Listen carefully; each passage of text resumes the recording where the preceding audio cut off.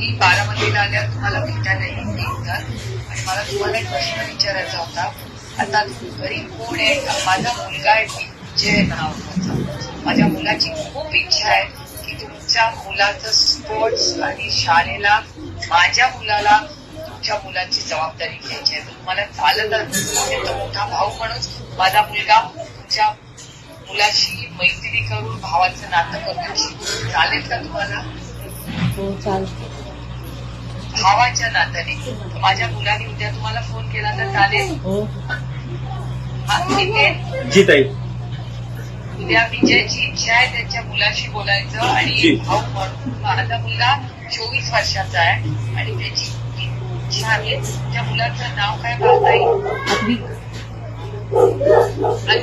अन्विक 9 वर्षाचा आहे ना आपला अन्विक? हो 9 वर्षाचा. हा तर आपल्या अन्विकला आपण विजयची इच्छा आहे की अन्विकचा मोठा भाऊ म्हणून त्याला त्याच्या बरोबर राहायचंय. आणि तो म्हणला की अन्विकची सगळी शिक्षणाची जबाबदारी रोहित दादानी तर घेतलीच आहे. त्याला स्पोर्ट्स खेळायचा असेल, त्याला काय करायचं असेल तर विजयची खूप इच्छा आहे की अन्विकचा मोठा भाऊ म्हणून विजयने राहावं. ठीक आहे चालेल.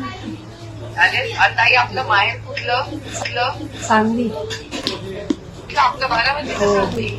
फलटण. माझ्या मुलाने उद्या फोन केला तर चालेल? हो हो हा अन्विक आहे. आहे ना. हाय अन्विक. हाय. कुठल्या शाळेत जातो बेटा तो? अच्छा. आणि कुठला खेळ खेळतो? हँडबॉल. आता माझा मुलगा आहे विजय. विजय बास्केटबॉल खेळतो आणि विजयची इच्छा आहे की तुझा मोठा भाऊ हवा. तर चालेल? तो आता विजय खेळायला गेलाय बँकॉकला. उद्या तुला बँकॉक वरनं विजय व्हिडिओ कॉल करेल आणि मग तुला भेटायला येईल. तो आता बँकॉकला परदेशी गेला खेळायला. तो आल्यावर फलटणला तुला भेटायला येतो. ओके. पण मला तुझ्या तुझ्या आईचा खूप अभिमान आहे. ओके ताई. आणि तुम्ही आता आमच्या कुटुंबाचे आहात आणि तुमची सगळी जबाबदारी आमची आहे. ओके. आता तुम्ही एकटा नाही आहात, तुम्ही पवार कुटुंबाचा भाग आहात. तुम्ही आणि आजी. ओके.